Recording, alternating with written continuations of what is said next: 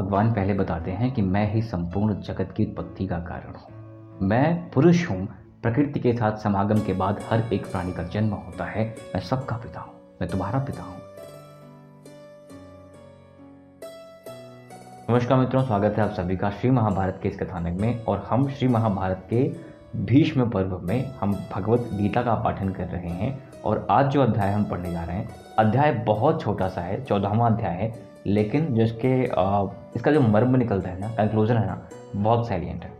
समझिएगा, मज़ा आएगा। दोस्तों, 14वें अध्याय में सिर्फ 27 ही श्लोकास हैं और इसमें जो भगवान ने बताया है, इस अध्याय का नाम है गुण त्रय विभाग योग। गुण त्रय, 3 गुण जो है ना, रजोगुण, तमोगुण, सतगुण, इनके बारे में बात हो रही है। भगवान यहाँ पर बताने वाले हैं कि चीज़ें कैसी होती हैं, पुनर्जन्म कैसे होते हैं, तुम्हारा जन्म कैसे हुआ है, मैं क्या करता हूँ। भगवान कहते हैं कि अर्जुन, अब आप समझ रहे हैं ना एग्जैक्टली। बहुत हम काफ़ी टाइम से गीता पढ़ रहे हैं, तो शायद आप थोड़ा सा आपका ध्यान हट रहा है। मैं आपको बता दूं कि अभी भी दोनों सेनाएं युद्ध के लिए खड़ी हुई हैं। अर्जुन को एक मोह उत्पन्न हो जाता है, शंका उत्पन्न हो जाती है कि मैं जो कर रहा हूँ क्यों करूँ, पर्पज़ क्या है, उद्देश्य क्या है। और जब उद्देश्य क्लियर नहीं होता ना, तो कुछ भी, अगेन अगर वाई क्लियर नहीं है तो हाउ नहीं मिलेगा। क्यों करना है ये नहीं पता तो कैसे करना है नहीं मिलेगा। तो इसलिए क्यों करना है यही भगवान बता रहे हैं कि तुम कुछ नहीं कर रहे हो भाई कर तो मैं रहा हूँ, बस तुम कर्म करो। ठीक है, तो वापस हम आते हैं इस पर कि जब भगवान ने बताया कि देखो ऐसी ऐसी बातें हैं, विराट रूप तक दिखा दिया। अब विराट रूप देखने के बाद आपको पता है कुछ बाकी नहीं रहा है, लेकिन कुछ और बातें हैं जो भगवान अभी बता रहे हैं अर्जुन को, जैसे कि तमोगुण, रजोगुण, सद्गुण। और भगवान यानी कि जो परमात्मा है वो क्या है, प्रकृति कैसे बनती है, प्रकृति का निर्माण कैसे होता है और लोग कैसे आते हैं।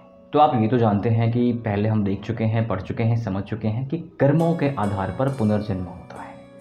अगर आपके मन में बड़ी कलुषित भावनाएं हैं ना, अगर आप हमेशा इसका उसका बुरा करते रहे हो, बुरा ही सोचते हो, अच्छा नहीं सोचते, तो जाके मंदिर में 24 घंटे घंटियाँ बजाते रहो ना, घंटा फर्क नहीं पड़ता।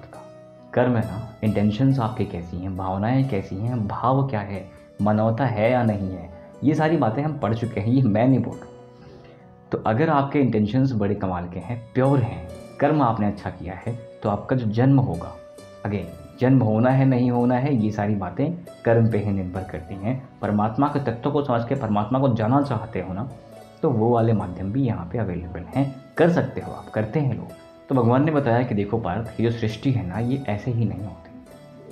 हर एक प्राणी, हर एक पार्टिकल मुझसे जन्म लेता है। ये जो प्रकृति है ना, ये समस्त प्राणियों की योनि है और मैं पुरुष हूँ। मेरे और प्रकृति के समागम के बाद हर एक कण, हर एक पार्टिकल यहाँ पर जन्म लेता है। अब जन्म कैसे लेता है, कैसे उसके कर्म रहे होंगे, ये सारी बातें भी आती हैं। अब इसी में आता है ना कि जो गुण होते हैं, त्रिगुण जो होते हैं, सतोगुण जिसे हम कहते हैं, रजोगुण, तमोगुण, ये कैसे होते हैं, इनकी पहचान क्या क्या है। तो जो सत्व गुण होता है या सत्वगुण लोग कहते हैं, ये ना मोह माया से बहुत परे होता है।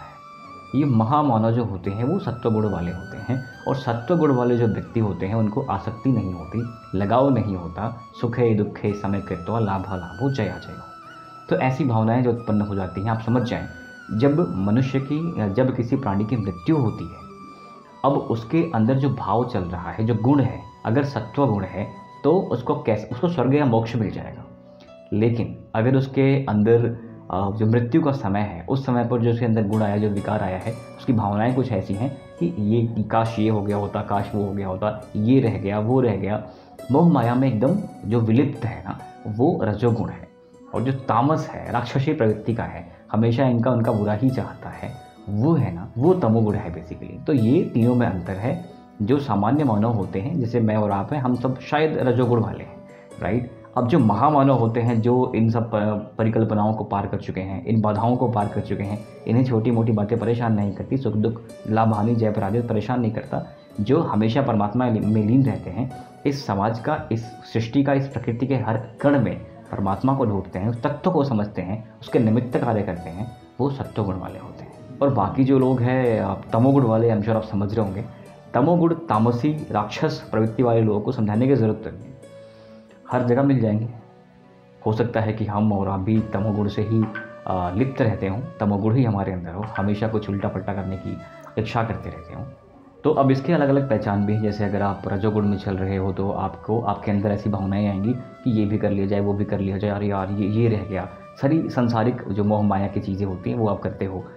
तमोगुण आएगा तो आप बहुत आलस्य, बहुत प्रमाद, घमंडी, ये सारी भावनाएं अंदर आ जाती हैं, जो कि बहुत आज के टाइम बहुत छोटी बात है ना। आप कल्पना करें द्वापर, त्रेता, सतयुग में ऐसी भावनाओं के लिए क्या स्थान रहा होगा।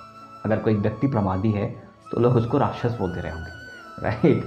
तो अगर मैं थोड़ा सा बताऊं कि तमोगुण के बढ़ने पर अंतःकरण और इंद्रियों में अप्रकाश, कर्तव्य कर्मों में अप्रवृत्ति और प्रमाद अर्थात व्यर्थ चेष्टा, निद्रादि अंतःकरण की मोहिनी वृत्तियां, यह सब उत्पन्न हो जाते हैं। तमोगुण जो ऐसा करता हो वो राक्षस है, ठीक है। अब रजोगुण में आते हैं।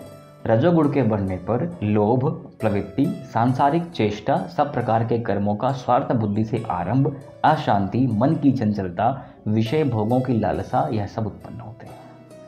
और जिस समय आपके देह में, अंतःकरण में, इंद्रियों में चेतनता और बोध शक्ति उत्पन्न हो जाए, आप समझ जाएं, उस काल में सत्वगुण बढ़ चुका है, मतलब भगवत कृपा हो रही है। तो ये तीनों गुण हैं जो आपने बहुत सुना होगा, बहुत इजी टर्म से, मेरे ख्याल समझने में कोई दिक्कत तो नहीं हुई होगी। सत्वगुण, रजोगुण, तमोगुण, कुछ लोग सतोगुण भी कहते हैं सत्वगुण को।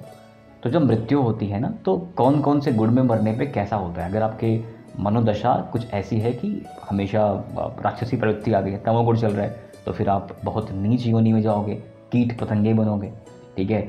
रजोगुण में चल रहा है तो पुनर्जन्म होगा, आप मनुष्य भी बन सकते हो या और भी चीज़ें कर सकते हो, अगेन कर्मों के हिसाब से। और अगर सत्वगुण है तो मोक्ष मिल जाता है। अब अगर मैं इस 14वें अध्याय को कंक्लूड करूं तो भगवान पहले बताते हैं कि मैं ही संपूर्ण जगत की उत्पत्ति का कारण हूं, मैं पुरुष हूं, प्रकृति के साथ समागम के बाद हर एक प्राणी का जन्म होता है, मैं सबका पिता हूं, मैं तुम्हारा पिता हूं, मैं सबका पिता हूं। तो यहाँ से शुरू होता है ये 14वां अध्याय। और उसके बाद तीनों गुणों के बारे में है, कौन कौन सा गुण कैसे कैसे होता है, मृत्यु होगी तो फिर क्या होगा, ये सारा साइंस, इसके पीछे का जो लॉजिक है यहाँ पे है, राइट। अब एंड में कुछ ऐसा है कि ये जो गुण होते हैं ना, ये गुण हैं, ये कर्म हैं, ये विभाग हैं। अब अगर आप परमात्मा के परम तत्व को जानते हो, अब हर कण में परमात्मा है, परम तत्व को कैसे जानोगे, ब्रह्मा विष्णु महेश कौन है, ये सारी बातें आप समझ चुके हो, पीछे की वीडियो जाके देख सकते हो। अगर आप परम तत्व से जानते हो ना, तो आपको फिर वापस जन्म लेने की ज़रूरत नहीं पड़ती है, आपको वापस कोई कीट पतंगा बनने की ज़रूरत नहीं पड़ती है, आप सीधा मोक्ष को भी जा सकते हो या परमात्मा को प्राप्त हो जाओगे, तो आपको स्वर्ग भी नहीं जाना पड़ेगा। अगर मैं line to line, word to word पढ़ूँ तो हे अर्जुन, उस अविनाशी परम ब्रह्म का, अमृत का, नित्य धर्म का, अखंड एकरस आनंद का मैं ही आश्रय हूँ। उपर्युक्त ब्रह्म, अमृत, अव्यय, शाश्वत धर्म तथा एकांतिक सुख, यह सब मेरे ही नाम है, इसलिए इनका मैं परम आश्रय हूँ।